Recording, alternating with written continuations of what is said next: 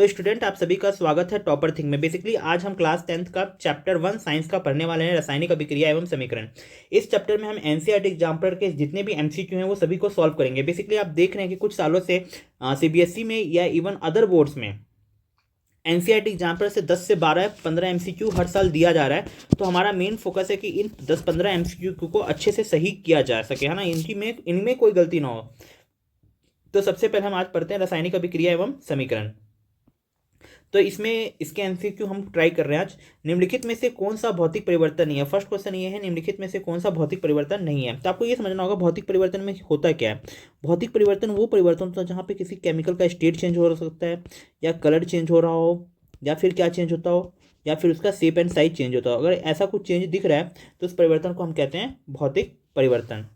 तो अब देखो दे बोल रखा पहले में, जल के क्वथन पर जल वाष्प का बनना। तो देखो समझो, अगर जल का क्वथन करें यानी लिक्विड स्टेट में था पहले जल, अगर उसको हम बॉइल, क्वथन मतलब था बॉइल करना, अगर उसको बॉइल करें तो जल वाष्प बनेगा। जल वाष्प किस फॉर्म में होगा? वेपर फॉर्म में, यानी वेपर फॉर्म में होगा। वेपर किससे होता है? गैस ही तो होता है। यानी ये लिक्विड से गैस बन रहा है, यानी यहाँ पे स्टेट में चेंज हो रहा है, यानी ये भौतिक परिवर्तन है। हमसे पूछा है भौतिक परिवर्तन नहीं होना चाहिए, पर ये तो भौतिक परिवर्तन है, तो ये आंसर नहीं हो सकता। बर्फ के गलने पर जल का बनना। तो देखो बर्फ होता है सॉलिड, अगर ये गल गया तो ये बन जाएगा लिक्विड, यानी ये भी स्टेट में परिवर्तन हो रहा है, तो ये भी एक भौतिक परिवर्तन है, लेकिन हमसे पूछा है भौतिक परिवर्तन नहीं होना चाहिए। दूसरा है जल में लवण का विलय होना। किसी भी चीज, कोई भी जल है, अगर उसमें कोई नमक मिलाते हैं तो हो क्या रहा है, ये भी एक भौतिक परिवर्तन है, क्योंकि आप दोबारा उस लवण को और जल के जो मिश्रण को गर्म करिएगा तो जल तो उड़ जाएगा, लवण आपको वापस मिल जाएगा। बेसिकली क्या है कि रिवर्सिबल रिएक्शन है ना, आपको वापस आपका लवण प्राप्त होगा। और इस देखो, अगर मैं जल में लवण मिला भी दूं तो प्रॉपर्टी थोड़ी ना चेंज होने वाली है। जो प्रॉपर्टी पहले थी पानी की वो बाद में भी रहेगी, जो प्रॉपर्टी लवण की पहले थी वो बाद में भी रहेगी। तो ये कोई रासायनिक अभिक्रिया नहीं है, ये बेसिकली क्या है, एक भौतिक अभिक्रिया ही है। तो ये भी क्या हो सका, नहीं होगा।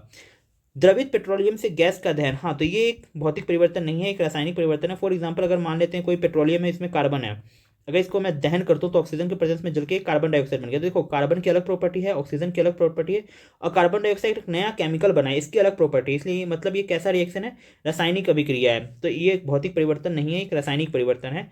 तो सिंपल सी बात है, इसका आंसर हो जाएगा डी। अब नेक्स्ट क्वेश्चन देखते हैं। निम्नलिखित अभिक्रिया एक उदाहरण है। कौन सा उदाहरण है? तो सबसे पहले देखो, तो ऑप्शन 1 दे रखा है प्रतिस्थापन अभिक्रिया का। तो हाँ, प्रतिस्थापन अभिक्रिया का उदाहरण है। क्यों? क्योंकि ऑक्सीजन ज्यादा रिएक्टिव है। ये क्या कर रहा है, नाइट्रोजन में से हाइड्रोजन को प्रतिस्थापित कर दे रहा है, यानी विस्थापित कर दे रहा है ना। देखो ऑक्सीजन ज्यादा रिएक्टिव है तो ये नाइट्रोजन से हाइड्रोजन को हटा दे रहा है। इसका मतलब ये क्या है, प्रतिस्थापन या विस्थापन अभिक्रिया, है ना। प्रतिस्थापन को हिंदी में और क्या कहते हैं, विस्थापन। और क्या कहते हैं बेटा, विस्थापन। इंग्लिश में इसको कहते हैं हम डिस्प्लेसमेंट रिएक्शन। क्या कहते हैं, डिस्प्लेसमेंट रिएक्शन। ठीक है। दूसरा क्या, एक संयोजन अभिक्रिया है? तो नहीं, एक संयोजन अभिक्रिया नहीं है। तीसरा क्या है, उदासीनी अभिक्रिया है? तो बिल्कुल उदासीनीकरण अभिक्रिया नहीं है, क्योंकि उदासीनीकरण अभिक्रिया वो अभिक्रिया होता है जिसमें एसिड बेस रिएक्ट करते हैं। यहाँ पे एसिड बेस रिएक्ट नहीं कर रहे हैं। क्या एक रेडॉक्स अभिक्रिया है? तो हाँ, रेडॉक्स अभिक्रिया है।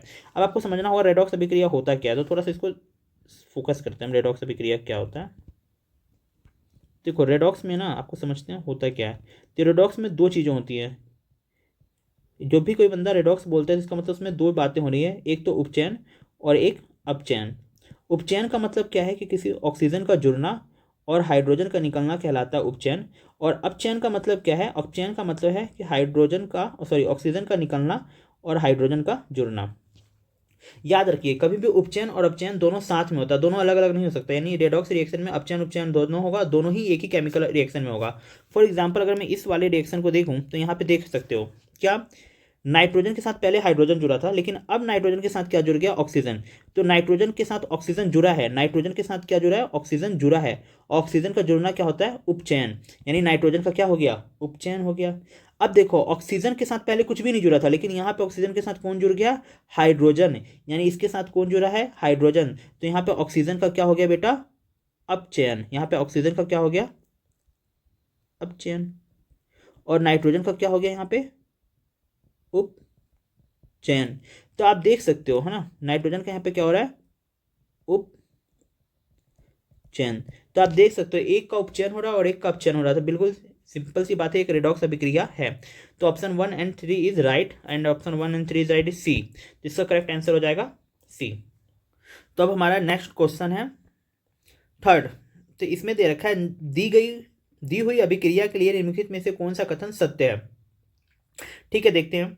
देखो यहाँ पे क्या हो रहा है, तो आयरन का वाटर के साथ रिएक्शन हो रहा है और अपना ये आयरन ऑक्साइड बना रहा है और प्लस हाइड्रोजन गैस रिलीज कर रहा है। ठीक है, तो बोल रहा है आयरन धातु ऑक्सीकृत हो रही है। बिल्कुल सही बात है, आयरन के साथ ऑक्सीजन जुड़ रहा है तो ऑक्सीकृत हो रही है।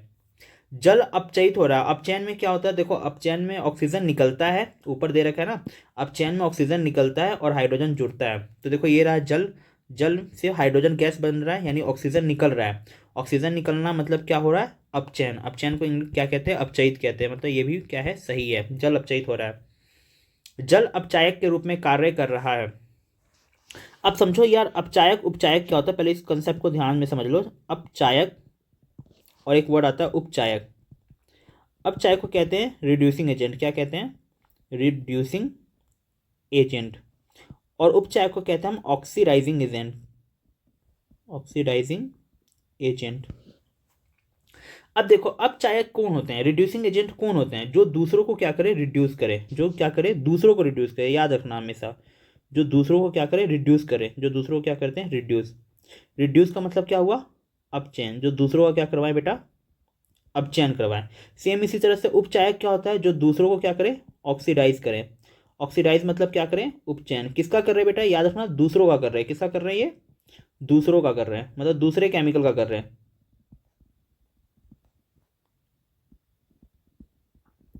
अब यहां पे देखो, जल अपचायक के रूप में कार्य कर रहा है, यानी जल क्या करेगा, दूसरों का अपचयन करेगा। अपचायक वो होगा जो दूसरों का क्या करेगा, अपचयन।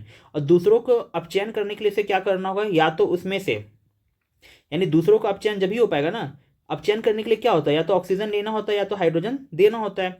तो अब जल या तो दूसरों से क्या कर ले, ऑक्सीजन दे दे, और हाइड्रोजन क्या कर ले, ले ले, तभी तो दूसरों का अपचयन कर पाएगा ना भाई। देखो दूसरों का इसको अपचयन करना है, अगर इसको दूसरों का अपचयन करना है तो खुद का क्या करना होगा, दूसरों का अपचयन करना है तो खुद का क्या करना होगा, खुद का करना होगा उपचयन।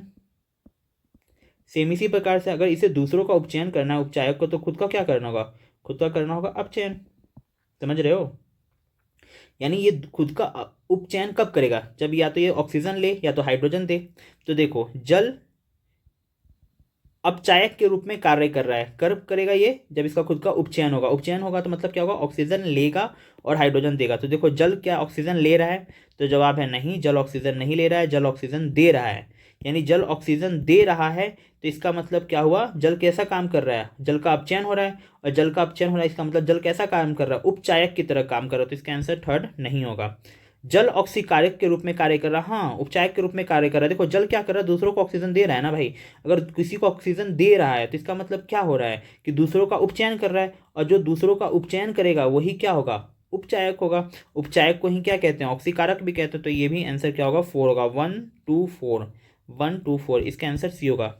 एक बार फिर से समझ लो, अपचायक उपचायक क्या होता है। देखो मैं एक बार दोबारा बता देता हूँ जिसको कंफ्यूजन हो रहा। अपचायक वो होता है जो दूसरों का तो अपचयन करे लेकिन खुद का उपचयन करे, और उपचायक वो होता है जो दूसरों का उपचयन करे और खुद का क्या करे, अपचयन करे।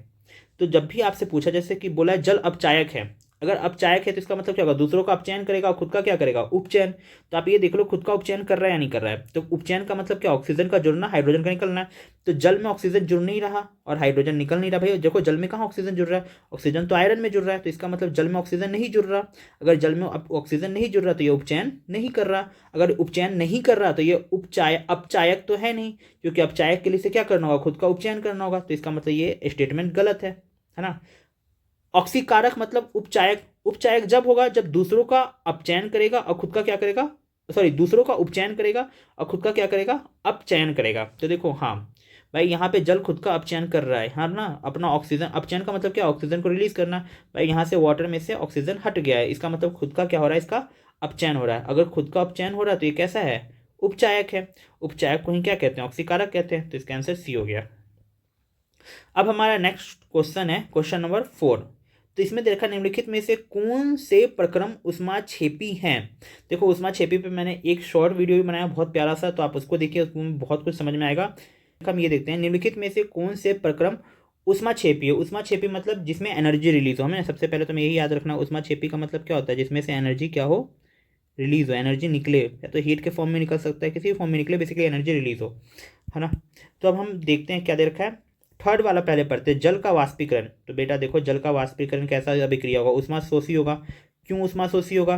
क्योंकि भैया जल का आप वाष्पीकरण कर रहे हैं, यानी जल का आप वेपर बना रहे हैं। तो वेपर बनाने मतलब जल को आप गैस में कन्वर्ट कर रहे हैं, और उसके लिए तो आपको जल को गर्म करना होगा, और जल को गर्म करोगे तो उष्माशोषी होगा, क्योंकि उसको एनर्जी देना पड़ रहा है, उष्माक्षेपी तो नहीं है।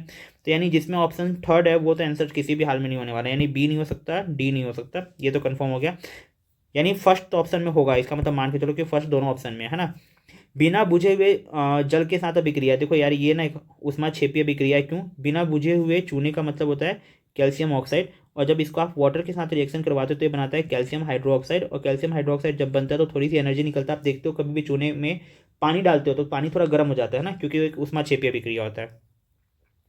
अगला है एक अम्ल का तनुकरण, बेसिकली हाँ बिल्कुल, ये एक उष्माक्षेपीय अभिक्रिया है कि जब भी आप किसी एसिड में आप क्या मिलाओगे बेटा, वाटर मिलाओगे, या एसिड है ना, वाटर मिलाने से क्या होगा, एसिड डाइल्यूट होगा, लेकिन एसिड डाइल्यूट होगा पर H3 हाइड्रोनियम आयन भी बनेगा, और उस कंडीशन में क्या होता है, एनर्जी रिलीज होती है। तो बिल्कुल ये एक उष्माक्षेपीय अभिक्रिया है। अगला है क्या है, कपूर का ऊर्ध्वपातन। तो ये भी एक उष्माशोषी अभिक्रिया है। क्या है? ऊर्ध्वपातन का मतलब क्या होता है, किसी भी सॉलिड सब्सटेंस को आप गर्म करके उसको डायरेक्ट गैस में बदल दो, है ना। जैसे आपने देखा होगा, मान लो आप बर्फ़ है, बर्फ़ को आप जब गर्म करोगे तो पहले पानी बनेगा, यानी लिक्विड बनेगा, फिर वो गैस बनेगा।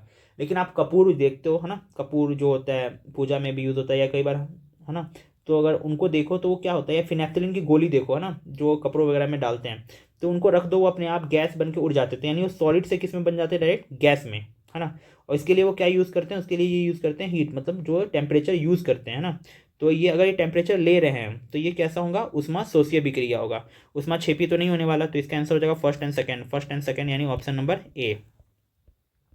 अब हम बात करते हैं नेक्स्ट क्वेश्चन नंबर हमारा फिफ्थ है। क्वेश्चन नंबर फिफ्थ क्या कह रखा है, 25 ml जलयुक्त ABC के रूप में चिन्हित 3 बीकर लिए गए हैं, ए बी तथा सी, है ना। अरे यार इसको ना लिखना पड़ेगा वरना हमें भूल जाएंगे। मान लेते हैं ए बी सी, है ना, मैं नाम दे देता हूँ, यहाँ पे ए है, ये बी है, और ये क्या है, थोड़ा सा प्यार से बना लेते हैं इसको अच्छा सा, ये हमारा सी है। 25 ml जलयुक्त ए बी सी के रूप में चिन्हित 3 बीकर लिए गए हैं, ए बी तथा सी बीकरों में कुछ मात्रा में सोडियम हाइड्रोक्साइड, कॉपर सल्फेट और NaCl डाला गया, है ना। तो इसमें हमने डाल रखा है, यार कलर चेंज करते हैं, इसमें हमने डाल रखा है सोडियम हाइड्रोक्साइड, इसमें हमने डाल रखा है बी में डाल रखा है कॉपर सल्फेट, और इसमें हमने डाल रखा है सी में NaCl, ठीक है। ये प्रक्षेपित किया गया है कि बीकर ए तथा बी के विलयनों के ताप में वृद्धि हुई, जबकि सी के विलयन में के ताप में कमी हुई, यानी इसमें टेम्परेचर कम हुआ है, इन्होंने नोटिस किया, और इसमें भी टेम्परेचर बढ़ा और इसमें भी टेम्परेचर बढ़ा है, ठीक है। निम्नलिखित में से कौन सा कथन सत्य है? अगर देखो टेम्परेचर बढ़े ना, टेम्परेचर बढ़ने का मतलब टेम्परेचर कब बढ़ेगा, जब भाई हीट रिलीज हुई होगी। अगर कहीं पे गर्मी निकलेगी तो गर्मी निकलेगी तभी तो उसका टेम्परेचर बढ़ेगा ना, यानी हीट रिलीज हुई है, यानी ए और बी में हीट रिलीज हुई है। और कहीं पे टेम्परेचर घटेगा, टेम्परेचर कब घटेगा, जब कहीं पे हीट एब्जॉर्ब हुई हो। जैसे कि आपको याद होगा गर्मियों में अगर हमारा छत बहुत गर्म होता है तो हम क्या करते हैं, पानी डाल देते हैं, तो पानी क्या करता है, उस गर्म जो छत का जो गर्मी होता है उसको एब्जॉर्ब करके वो उड़ जाता है और हमारा छत ठंडा हो जाता है। सेम इसी तरह का कि जो गर्मी होगी उस गर्मी का यूज़ करके रिएक्शन हुआ होगा और वहाँ का टेम्परेचर क्या हो गया होगा, ठंडा हो गया होगा। तो इसका मतलब यहाँ पे क्या हुआ होगा बेटा, हीट को एब्जॉर्ब किया गया होगा, हीट को सोखा गया होगा, है ना। तो अगर हीट सोखा हुआ है तो ये होगा एंडोथर्मिक रिएक्शन, पहली बात तो। और अगर हीट रिलीज हुआ है तो ये होगा एक्सोथर्मिक रिएक्शन। एक्सोथर्मिक का मतलब क्या है, उष्माक्षेपी अभिक्रिया होगा ये होगा उष्माक्षेपी, और ये होगा उष्माशोषी, है ना। राइटिंग थोड़ा खराब आ रहा है, आप इसको सही कर लीजिएगा, ठीक है। तो हम अपना ऑप्शन मिला लेते हैं, बीकर ए और बी में उष्माक्षेपी प्रकरण संपन्न हुआ। हाँ ठीक है, ए और बी में उष्माक्षेपी हो रहा है। बीकर ए और बी में उष्माशोषी नहीं हो रहा भैया। बीकर सी में उष्माक्षेपी नहीं है। बीकर सी में उष्माशोषी, हाँ बीकर सी में उष्माशोषी है, यानी 1 और 4 सही है, 1 और 4 सही है, यानी सी हमारा आंसर सही है। देखो कितना सिंपल सवाल था, बस इसको खामखा बड़ा कर दिया गया ना। हम इधर आते हैं, मैं इधर आ जाता हूँ ताकि आपको दिक्कत ना हो, ठीक। स्टार्ट करते हैं 6 क्वेश्चन। तो 6 क्वेश्चन में दे रखा है, अम्लीय परमैंगनेट विलयन युक्त एक बीकर में फेरस सल्फेट, देखो हो क्या रहा है समझो। पहले तो आपको ये समझना होगा अम्लीय परमैंगनेट का मतलब क्या होता है। अम्लीय परमैंगनेट का मतलब ये हो रहा है कि बेटा जो आपका पोटेशियम परमैंगनेट होता है ना, वो एसिडिक मीडियम है, उसी को इसने क्या कह दिया, अम्लीय परमैंगनेट। यहाँ पे जो मैग्नीशियम है वो +7 ऑक्सीडेशन स्टेट में होता है। क्या होता है आपको ये नहीं समझना, आपको बस मैं जो कह रहा हूँ वो समझो, बस मेरी बात को सुन लो। फेरस सल्फेट मिलाते हैं, यानी इसमें क्या मिलाते हैं, FeSO4। FeSO4 को क्या कहते हैं, फेरस सल्फेट। तो जो एमिनो कलर जो होता है ना, एमिनो 4, इसका जो कलर होता है, इसका कलर होता है वॉयलेट कलर, डार्क जामुनी होता है। जब इसमें फेरस सल्फेट मिलाते हैं तो पहले इसका कलर धीरे धीरे कम होता है, फिर ये विलुप्त हो जाता है, मतलब गायब हो जाता है। तो आपको बताना है कि कौन सी बात सही है। देखो इसमें होता क्या, पहले ये समझो। Mn होता है +7 ऑक्सीडेशन स्टेट में होता है, और आयरन जो होता है वो होता है +2 ऑक्सीडेशन स्टेट में। जब ये रिएक्शन होता है तो आयरन चला जाता है +3 ऑक्सीडेशन स्टेट में, और Mn जाता है +2 ऑक्सीडेशन स्टेट में। अब आप कहोगे कि भैया ये तो हमने कभी सीखा ही नहीं, +2 +7 ये क्या है क्लास 10th में। तो बिल्कुल सही बात है यार, ये तो आपने कभी सीखा ही नहीं, क्लास 10th में बताया भी नहीं जाता। तो देखो इसको आसान भाषा में समझते हैं हम, कैसे समझते हैं। Mn जो है, यहाँ पे Mn का ऑक्सीडेशन स्टेट कम हो रहा है, +7 से +2 में जा रहा है ना। आपको ऑक्सीडेशन स्टेट नहीं जानना, आपको बस ये जानना है ये +7 से कहाँ जा रहा है, ये +2 में जा रहा है, यानी इसका नंबर घट रहा है। अगर कभी नंबर घटेगा तो इसको कहते हैं अपचयन। क्या कहते हैं इसका, अपचयन। और इसका नंबर बढ़ रहा है तो इसको क्या कहते हैं, आयरन का उपचयन हो रहा है। उपचयन मतलब आयरन का ऑक्सीकरण हो रहा है, और Mn का क्या हो रहा है, ऑक्सीकरण नहीं हो रहा है। तो देखो क्या बोला है, KMnO4 एक ऑक्सीकारक है। अब फिर से यार वही बात है ना, ऑक्सीकारक उपचायक सब सेम ही चीज़ है ना। आपको पता होगा, मैं भी बताया था यहाँ पे कुछ देर पहले ही बता रहा था, कहाँ बता रहा था यार, ये रहा कि अपचायक, अपचायक क्या होगा, जो दूसरों का क्या करेगा, अपचयन करेगा, खुद का क्या करेगा, उपचयन करेगा। उपचायक वो होगा जो दूसरों का उपचयन करेगा, खुद का क्या करेगा, अपचयन करेगा। उपचायक को ही कह देते हैं ऑक्सीकारक। सेम से वही चीज़ आ गया है। अपचायक उपचायक में कंफ्यूज मत होना, इसको थोड़ा अच्छे से दिमाग में अपने कंसेप्ट को बैठा लेना बस, है ना। तो आपको ये बोला है पहला ही MCQ कि KMnO4 एक ऑक्सीकारक है। अब ऑक्सीकारक क्या होता है, जो दूसरों का तो उपचयन करे लेकिन खुद का क्या करे, अपचयन करे। खुद का अपचयन, देखो ऑक्सीकारक वही होता है ना, ऑक्सीकारक मतलब क्या, उपचायक। उपचायक मतलब जो दूसरों का उपचयन करे और खुद का क्या करे, खुद का अपचयन करे, है ना। तो खुद का क्या ये अपचयन कर रहा है, हाँ कर रहा है यार, Mn +7 से +2 में जा रहा है, मतलब यहाँ तक की लाइन तो बिल्कुल सही है। और अगला क्या है, FeSO4 एक ऑक्सीकृत है। ऑक्सीकृत क्या हो गया, मतलब जिसका उपचयन हो रहा हो। तो सिंपल सी बात है, FeSO4 का उपचयन हो रहा है, यानी ऑप्शन ए क्या है, करेक्ट है। दूसरा में दे रखा है FeSO4 एक ऑक्सीकारक है। ऑक्सीकारक मतलब दूसरों का अपचयन करे और खुद का क्या करे, अपचयन करे, है ना। तो ये तो नहीं कर रहा भैया खुद का अपचयन, ये तो खुद का उपचयन कर रहा है, तो यानी ये आंसर गलत होगा। तन्यता के कारण रंग विलुप्त हो जाता है, कोई अभिक्रिया नहीं होती, ये भी गलत है। देखो यहाँ पे रिएक्शन हो रहा है, Mn Fe रिएक्शन करके Fe +2 से +3 में जा रहा है, Mn +7 से +2 में जा रहा है, तो ये रिएक्शन हो रहा है, ये रिएक्शन वैसे ही गलत है ये लाइन। KMnO4 एक अस्थायी यौगिक है तथा FeSO4 की उपस्थिति में एक रंगहीन यौगिक में अपघटित हो जाता है, ये भी आंसर गलत है, बकवास लाइन है। तो इसका करेक्ट आंसर क्या है, छठे का ऑप्शन ए करेक्ट है। तो क्वेश्चन नंबर 7 है, तो क्वेश्चन नंबर 7 करते हैं, निम्नलिखित में से कौन सा द्विस्थापन अभिक्रिया है। ठीक है यार, द्विस्थापन अभिक्रिया क्या होता है, द्विस्थापन अभिक्रिया होता है मतलब दो चीज़ों के, दो केमिकल्स यानी दो कंपाउंड्स के बीच में आयंस का चेंज, है ना। तो देखो यार ये पहला वाला तो द्विस्थापन अभिक्रिया नहीं है, क्यों, क्योंकि यहाँ पे Pb अधिक रिएक्टिव मेटल है, तो इसने क्या किया, कॉपर को उसके एरिया से डिस्प्लेस कर दिया और खुद उसकी जगह पे चला गया, यानी ये विस्थापन अभिक्रिया, द्विस्थापन अभिक्रिया नहीं है। ठीक है, पर ये विस्थापन है तो ये तो आंसर नहीं हो सकता। ठीक है, ये आंसर इसका नहीं हो सकता, पॉसिबल नहीं है। अरे यार,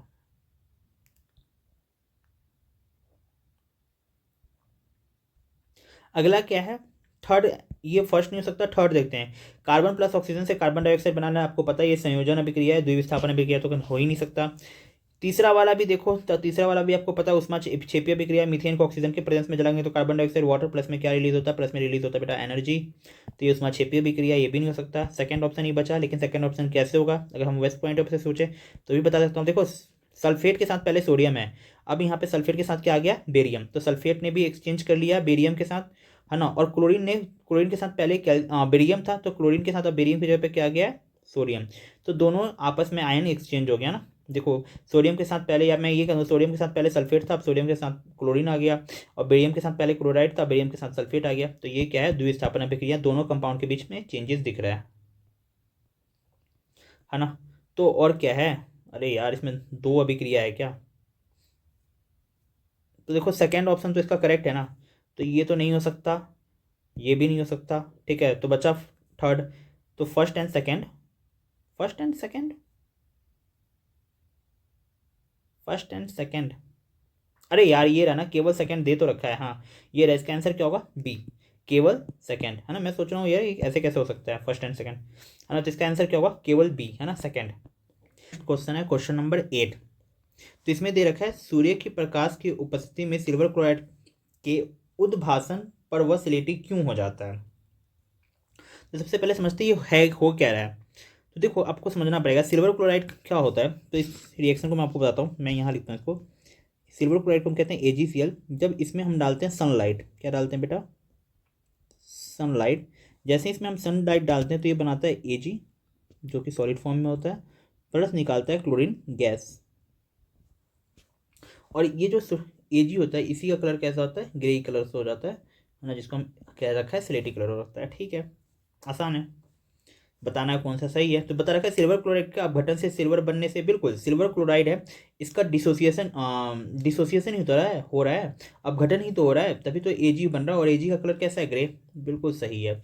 सिल्वर क्लोराइड का उद्रपातन नहीं बाबू, उद्रपातन नहीं हो रहा है। उद्रपातन का मतलब होता है सब्लिमेशन, यहाँ पे कोई सब्लिमेशन रिएक्शन नहीं है। सब्लिमेशन रिएक्शन वो होता है जहाँ पे कोई सॉलिड डायरेक्ट किस में कन्वर्ट हो जाए, गैस में हीट मिलने पे। तो यहाँ पे कुछ भी ऐसा नहीं है, क्योंकि यहाँ पे AgCl भी सॉलिड है और Ag भी क्या है, सॉलिड है।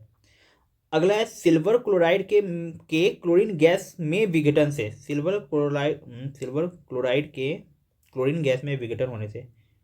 यार देखो यार, पहली बात तो ये सिल्वर क्लोराइड में क्लोरीन गैस तो है नहीं, मतलब ये सेंटेंस ग्रामेटिकली ही गलत है। सिल्वर क्लोराइड के क्लोरीन गैस में विघटन होने से नहीं भाई, सिल्वर क्लोराइड में विघटन होने से Ag बन रहा है, जिसकी वजह से इसका कलर ग्रे हो रहा है। सिल्वर क्लोराइड के क्लोरीन गैस में विघटन होने से तो ऐसा कुछ नहीं हो रहा, और ये सेंटेंस अपने आप में ही गलत सेंटेंस है।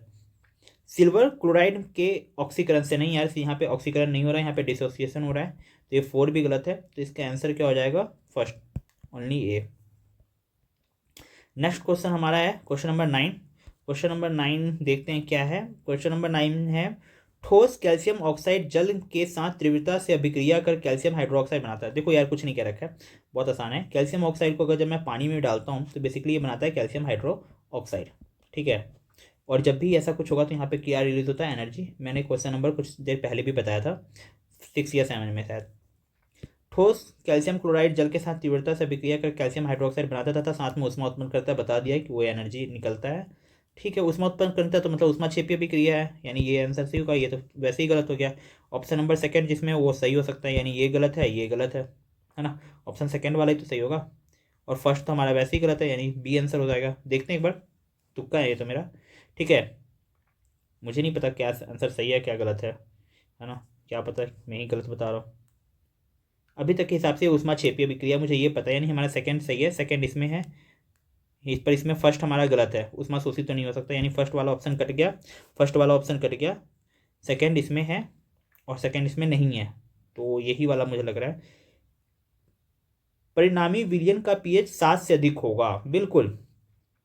कैल्शियम हाइड्रोक्साइड होता है बेटा, ये कैसा नेचर होता है, बेसिक नेचर होता है, क्योंकि ये बेस है। आपको पता होगा मेटल का, कोई भी मेटल है ना, उसके ऑक्साइड है या हाइड्रोक्साइड है, या इसका क्या हो, हाइड्रो ऑक्साइड, ये हमेशा कैसे होते हैं, बेसिक्स नेचर होते हैं, यानी क्षारकीय होते हैं। अगर आपने ये चैप्टर अभी नहीं पढ़ा, सेकंड चैप्टर, तो मैं आपको पढ़ाऊंगा तब आप समझ जाओगे। क्षारकीय होते हैं, और क्षार का जो पीएच होता है वो हमेशा 7 से ज़्यादा होता है ना। पीएच पेपर भी आप पढ़ोगे सेकंड चैप्टर में, बहुत अच्छे से समझा रखा है। तो ये वाला भी आंसर सही है। तो देखो यार, मैंने बिना क्वेश्चन पढ़े पूरा, है ना, मुझे पता चल गया, मैंने ऑप्शन सही गलत करके मुझे पता चल गया इसका आंसर बी होगा। मैंने बाकी तो मतलब मेरे को बाकी ऑप्शन पढ़ना भी नहीं जरूरत था, पर मैंने इसलिए पढ़ दिया क्योंकि आपको, ताकि संतुष्टि मिल जाए। 4 भी नहीं हो सकता, 4 क्यों होगा, क्योंकि पीएच 7 से कम, अगर 7 से कम हो तो ऐसे ही होगा। आपको पता है कैल्शियम हाइड्रोक्साइड बेसिक नेचर होता है। वैसे आगे क्वेश्चन में क्या देखा है, कैल्शियम हाइड्रोक्साइड जल में घुलकर इसका विलयन बनाता है, बिल्कुल। कैल्शियम हाइड्रोक्साइड जब जल में घुलेगा तो कैल्शियम अलग होगा, OH आयन में टूट जाएगा, ठीक है, जिसे चूना का पानी कहते हैं, ठीक है। निम्नलिखित में से कौन से कथन चूने के बुझाने तथा इसके विलयन बनाने के लिए सत्य है, ये वाला बताया तो दिया, आसान था ये तो। अच्छा हाँ, चूना क्या होता है, बुझा हुआ चूना क्या होता है, चूने का पानी क्या होता है, इसके ऊपर ना बहुत एक कॉम्प्लिकेटेड सा हो गया है, ठीक है। चूना पत्थर क्या होता है, तो इसके ऊपर मैं एक वीडियो बनाऊंगा, टेंशन मतलब बहुत शॉर्ट वीडियो बनाऊंगा, ताकि हर एक कंसेप्ट को अच्छे से क्लियर हो जाए, तो आप वो जरूर देखना। अगला है बेरियम क्लोराइड अमोनियम सल्फेट के साथ अभिक्रिया कर बेरियम सल्फेट था अमोनियम क्लोराइड देता है, निम्नलिखित में से कौन सा अभिक्रिया प्रदर्शित करता है। देखो यार पहले इक्वेशन को लिख लेते हैं, बहुत बड़ा इक्वेशन है। बेरियम क्लोराइड की रिएक्शन कर रहा है अमोनियम सल्फेट के साथ, यानी अमोनियम, ये हो गया अमोनियम सल्फेट हमारा। अच्छा आपको ये नहीं पता ना कि केमिकल इक्वेशन में हम केमिकल फॉर्मूला, जैसे अमोनियम सल्फेट पढ़ के मैं अमोनियम सल्फेट लिख दिया, केमिकल फॉर्मूला NH4 2SO4, आपको ये समझ में नहीं आ रहा तो हमारा एक वीडियो डाल रखा है हमने, केमिकल फॉर्मूला बनाना कैसे सीखे, उसके 2 पार्ट डाल रखे, वो दोनों देख लीजिए। बिल्कुल उस दोनों वीडियो को देखने के बाद आपसे मैं 90% गारंटी लेता हूँ कि आपसे सारे केमिकल फॉर्मूला खुद ब खुद बन जाएंगे। टेंशन लेने की कोई जरूरत नहीं होगी, ये सारे ये जो कैल्शियम ऑक्साइड हाइड्रोक्साइड सब कुछ बन रहा होगा यार, बिल्कुल टेंशन फ्री रहो, चिल रहो, बिल्कुल वो 2 वीडियो देखने ना सब कुछ हो जाएगा। अगला क्या है कि साथ अभिक्रिया करके बेरियम सल्फेट था अमोनियम क्लोराइड देता है। ठीक है यार, बेरियम सल्फेट मिल जाएगा यहाँ पे अमोनियम, यहाँ पे और क्या मिलेगा अमोनियम, अरे यार क्या लिख रहा हूँ, अमोनियम क्लोराइड होगा। ठीक है, सही प्रदर्शित करना है। तो क्या ये विस्थापन अभिक्रिया है? तो नहीं, ये द्विविस्थापन अभिक्रिया। देखो बेरियम पहले क्लोरीन के साथ जुड़ा था तो बेरियम सल्फेट के साथ जुड़ गया, और भैया यहाँ पे अमोनिया सल्फेट के साथ था तो अमोनिया वो क्लोरीन के साथ जुड़ गया ना, तो कैसा अभिक्रिया है? द्विविस्थापन अभिक्रिया है। तो विस्थापन अभिक्रिया तो नहीं है, द्विविस्थापन अभिक्रिया है, यानी ऑप्शन 4 जो होगा वो मेरा सही है, ऑप्शन 1 तो गलत हो गया। अच्छे, संयोजन अभिक्रिया नहीं है, ऑप्शन 3 जिसमें होगा वो भी गलत है, तो ऑप्शन 3 तो किसी MCQ दे ही रखा है, यानी ऑप्शन 2 और 4 हमारा सही हो सकता है, यानी अब हमारे तीनों को ही पढ़ना पड़ेगा। 4 देखो 4 सही है, 4 तो सही है ही है, तो ये और ये तो कन्फर्म है कि सही है। अब 2 को देख लेते हैं एक बार। अक्षेपण अभिक्रिया, बिल्कुल बेरियम सल्फेट जो होता है इसका व्हाइट कलर का पीपीटी बनता है, व्हाइट कलर का पीपीटी को क्या कहते हैं हम हिंदी में अक्षेप कहते हैं, यानी भैया डी करेक्ट आंसर है मोर, क्योंकि अक्षेप भी बनता है और द्विविस्थापन अभिक्रिया भी है। तो हमने पढ़ लिया टोटल 10 क्वेश्चन। जो नेक्स्ट 10 क्वेश्चन है बेसिकली इसमें टोटल कितने MCQ है, तो मैं MCQ देखे तो हमारा है इसमें 18 MCQ है। अगर मैं इसमें थोड़ा सा 2 MCQ फालतू नहीं, लघु उत्तरीय प्रश्न भी अगर हम देख लेंगे 1-2, तो मान के चलते हम 21 तक हम क्वेश्चन करेंगे। ठीक है, तो 21-22 क्वेश्चन तक हम अब नेक्स्ट वीडियो में निकालेंगे ना, मतलब अभी तक लिए हमने 10 क्वेश्चन कर लिए, बहुत है। चलो 1-2 क्वेश्चन और देख लेते हैं ना, चलो क्या ही है। जल का विद्युत अपघटन अभिक्रिया है, जल के विद्युत अपघटन में मुक्त हाइड्रोजन एवं ऑक्सीजन गैस का मोलर अनुपात है। यार बहुत आसान सवाल है, बहुत इजी पीजी सवाल है। देखो सबसे पहले तो आपको जल का विद्युत अपघटन याद होना चाहिए। मैं हमेशा कह रहा हूँ कि मैंने डीकम्पोजिशन रिएक्शन पे एक शॉर्ट वीडियो बनाया, उसमें सब कुछ मैंने बता रखा है, शॉर्ट वीडियो में 60 सेकंड में सब कुछ बता दिया डीकम्पोजिशन रिएक्शन के ऊपर। जब भी वो आप वाटर का डीकम्पोज करोगे तो पहली बात तो आपको याद रखना, वाटर का डीकम्पोजिशन ऐसे नहीं होता, इसमें आपको इलेक्ट्रिसिटी पास करना होता है, इसलिए इसको कहते हैं इलेक्ट्रोलाइसिस। तो आपको मिलता है हाइड्रोजन गैस प्लस में आपको मिलता है ऑक्सीजन गैस यार। ठीक है, अच्छा आपको किसका अनुपात बोला है? मोलर अनुपात बोला है। तो समझो, अगर मैंने 1 मोल वाटर लिया है, 1 मोल क्या लिया है बेटा? वाटर लिया है, तो 1 मोल वाटर से मुझे 1 मोल हाइड्रोजन गैस मिलेगा प्लस आधा मोल मुझे क्या मिलेगा? ऑक्सीजन मिलेगा। समझ रहे हो ना?